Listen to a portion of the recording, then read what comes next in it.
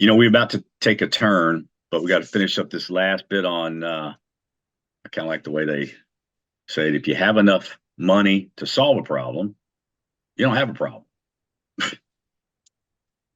So, but like I said, after this conversation today, we're taking a turn, a very interesting turn. So, we finished up, or I guess really the primary component of the last conversation was Wes. You know what? Can't even pronounce his last name. I'm not going to try, but a guy that owned a company ended up selling it for a lot of money, but had a very expensive lesson to learn. And you use an example in here, but I like the way he puts it, or I like the way you describe it, but I'm going to say it this way and then you can chime in. But lessons are repeated until learned. Hmm. I mean, that's just how we all live, right? And how do you put it? You put it a little less sophisticated. Well, there's a couple of things I'd love to say. Um, oh, you're talking about how many times you need to get slapped before you learn to duck. Yeah, yeah, yeah, yeah. Yeah. Uh, so lessons are learned or repeated until learned. Wes, like I said, ended up selling his company for a lot of money. But prior to that, and he's a brilliant guy. Brilliant people make mistakes too. In fact, they fail forward like the rest of us. And for nearly uh, dying, I'd say that's a mistake. A couple weeks after selling the company, again, he was still not ducking when being slapped. So he did end up learning the costliness of how, though. And in fact, thinking how is a normal way for most of us until we know and learn differently. And it's our culture, it's a system. And Wes was brainwashed and he was avoiding costs rather than making powerful investments in himself in this case and in others as well. Now he had a great work ethic and he was proud of that. He thought that was admirable, but you've got to be careful. You're either working in the time and effort economy or the results economy. Which do you suppose is who and which do you suppose is how? I would say the time and effort is probably the how, and the results economy is who. Correct. And Nice. again, time and effort, hard work is admirable, or so he believed, and most of us believe, and that's us putting in the time and the effort. And however, focusing on how will greatly limit your ability to make money. Focusing on how will greatly limit your ability to make money. And we talk all the time about cash flow quadrants and people be on the left hand side and having no leverage. Well, that's really what we're talking about. They're in the middle of how. They're in the time and effort economy. They're uh, still in the system and of the belief that all that hard work is admirable. But believing that doing all of the hows yourself is noble, or is it? It's I not noble mean, because it's a limiting belief. Go ahead. there's some pride in saying you work hard, right? And you give it your There's all every lots of time. pride in saying you work hard. So, But again, where does that pride come from? If we want to dive into that a little bit, hmm. what is it that you're proud of? I'd like to say most people are proud of the effort or the work that they put into something and trying to accomplish a goal. But I would think you could also say like the result, like you're proud of the result you may have accomplished with that hard work or the effort that you put into something. So then, if the result's the ultimate thing we're proud of, wouldn't we be more proud of a bigger result? Bigger, faster, better, simpler, easier. And so, if the pride in the hard work is a limiting belief and inhibiting the results, we're also inhibiting our own ability to be more proud of of what we've accomplished. So that's just taking Interesting that full thought. circle. For thanks for helping me dive into that. So when we focus on how, it's most often based on a scarcity mindset and the avoidance of cost versus looking at something as an investment in someone or in ourselves. Does that make sense? It does. Yeah. So now let's talk about avoiding the cost mindset. Again, we start out with a quote. Only once you give yourself permission to stop trying to do it all, to stop saying yes to everyone, can you make your highest contribution toward the things that really matter? It's a hard lesson to learn, but we're going to repeat it until we do, right? Yeah. So here we go with another story. This is Carl. And Carl's father was a loving man who wanted the best for Carl as he saw it. Now he's a loving man, so he's not giving Carl what he believes is bad advice, nor necessarily selfish advice, but this is his son. And it's what his dad knows. It's what the system has prepared his dad with to be a good father, quote unquote. And so he does want what's best for his son. He's just not necessarily giving his son the best advice. And what do we call that? You don't know what you don't know. You But don't know what you don't unfortunately, know. right? Unfortunately, his father taught Carl some very limiting beliefs about success and money. Now, Carl had gone into management largely to please his parents. Uh, it it didn't please him at the least, though. It wasn't something very enjoyable to him. In fact, he was miserable for many, many years. And his true passions, which were music and art, were just pushed aside. Hmm. Carl finally had grown so dissatisfied with his life that he decided it's time for me to take control. I just can't continue living this life that isn't genuine anymore. So he really went off in a tangent, started his own business so he could create his own vision that he believed would help more people, um, bringing music and art to them. Now, like most small business people, he worked insane hours. On top of the insane hours he was already working, he began staying up all night so he could learn some code to improve his website presence. He was going to do all that by himself. Now, Hmm. this additional investment of time was noble, or was it?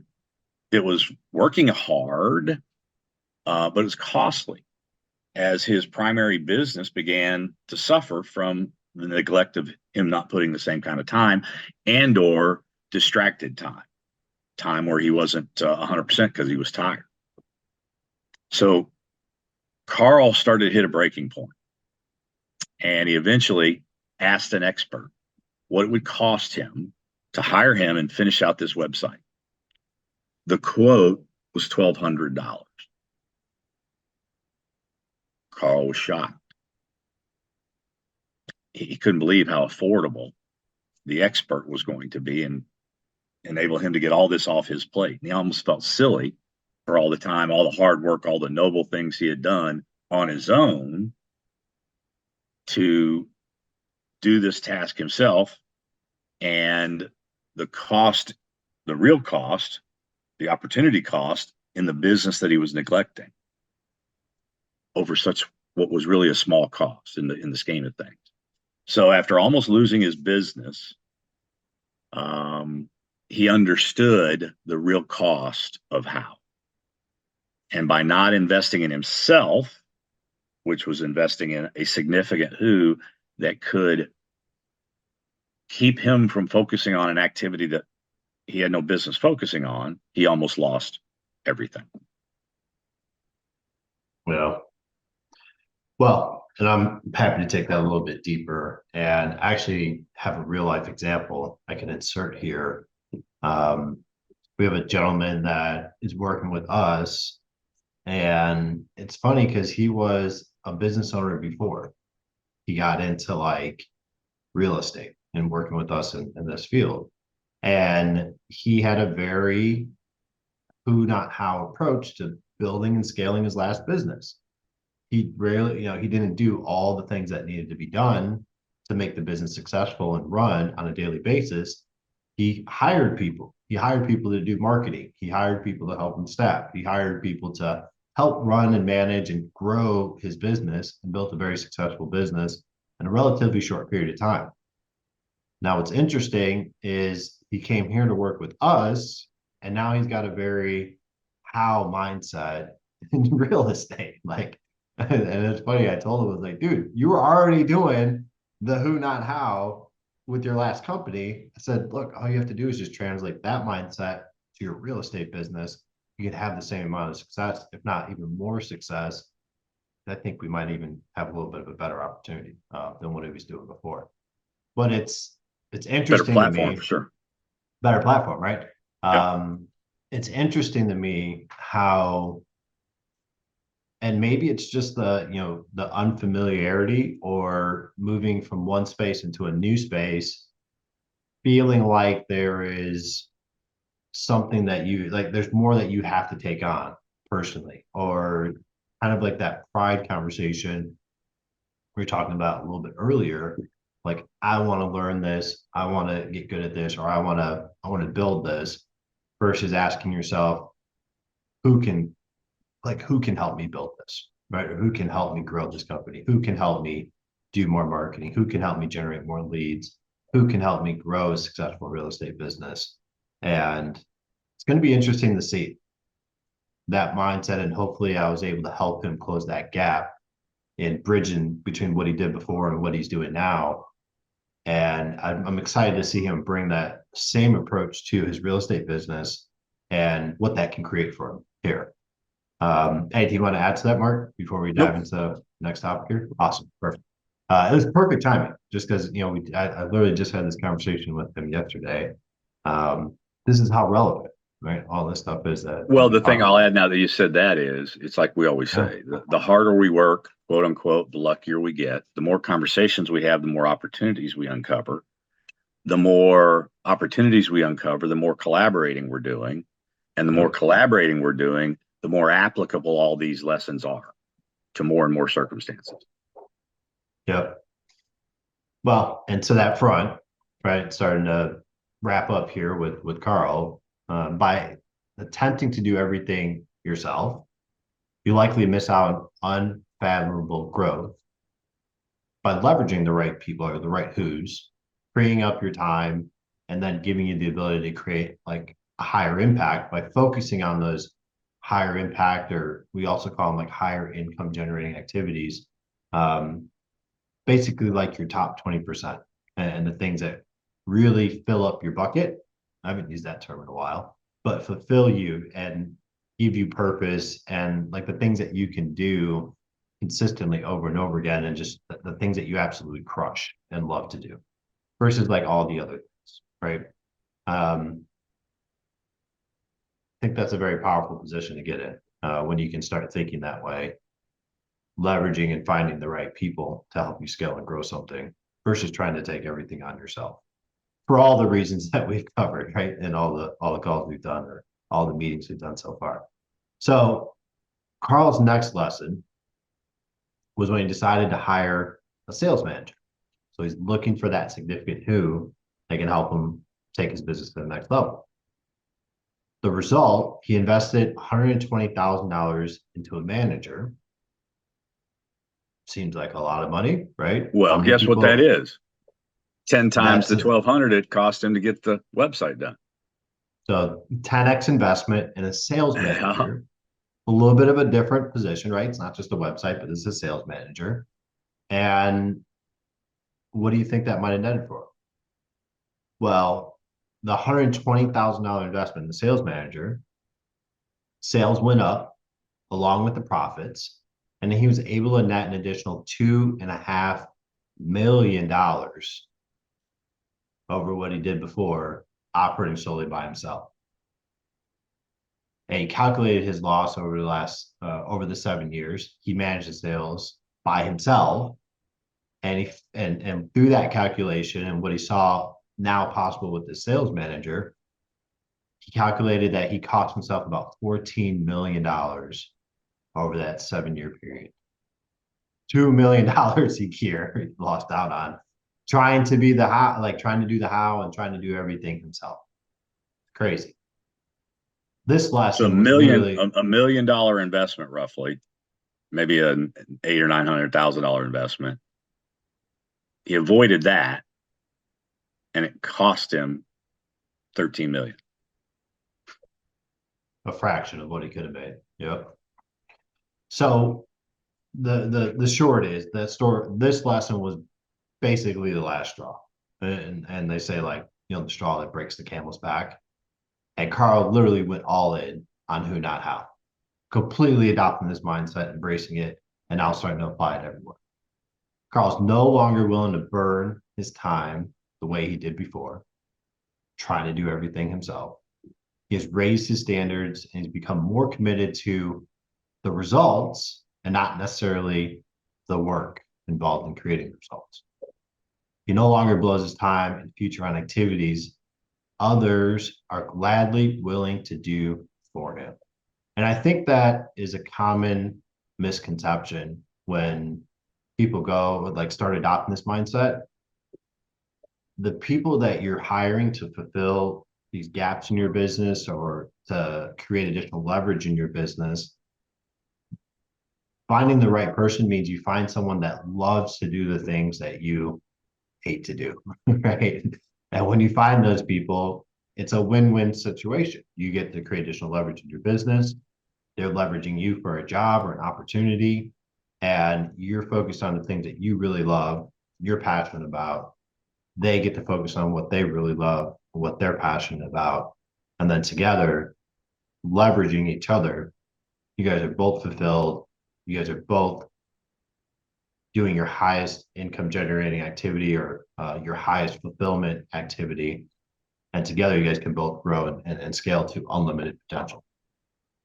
Yeah, and in the E-Myth, this is I mean, again, is there really an original idea? We've read so much that things are just repackaged. E-Myth's talking about this from a little bit different perspective, but that's the crux of the issue. The fact is, so many small business people do it all themselves. They believe nobody can do it better. What they haven't done is they haven't sold a vision to their employees, and they haven't found the right who's in the right places, and they haven't given them autonomy to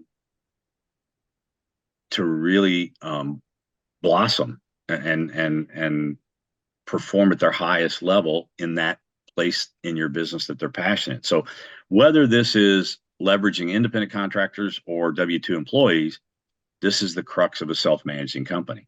But it's you as the business owner letting go of these things that you've been conditioned to believe. And like Carl, you've just been trained. Carl had been trained to think in terms of cost rather than investment. I mean, I'm gonna have to go back and look. I wonder if that's even the basis still of like classes in college, um, finance, economics, etc. We're still really teaching this mindset, but by investing in who's, Carl learned he could gain thousands of hours of his time back, with which he could use to have an exponential impact on his business and ultimately the quality of his life. This isn't just all about making more money. This is ultimately about freedom of purpose. We'll get to that. But if you are cost minded, then by default, you're also transactional or short term focused. You're thinking very linearly. You'll see whose is a cost, which will block you from leveraging amazing collaborations and ultimately generating exponential revenue. And with exponential revenue, I bet most of you would increase the quality of your life and have more time to pursue some of your passions and purposes. So Well, once you become, yep, go ahead. I was going to just full circle back to, I think, what you opened this up with. If you have enough money to solve a problem, right? You don't really have any problems. Nope. So once you become investment minded, then you'll become a transformational thinker, business owner, and leader. And that'll translate into all your relationship. Most importantly, the relationship with yourself. hmm. You'll be long-term focused. You'll have a bigger vision. You'll have more hope. Hope is essential. And the future will just be exponentially larger, which feeds the hope. I mean, it is a self-fulfilling prophecy in all of these cases. So, and by the way, the mindset that I'm talking about will also impact your personal life at home. your family. We are not marriage counselors. I'm just telling you, life as you understand it will change. And the enormous gains available to you in one part of your life will be available in others, and will it enable you to make some transformational and powerful decision.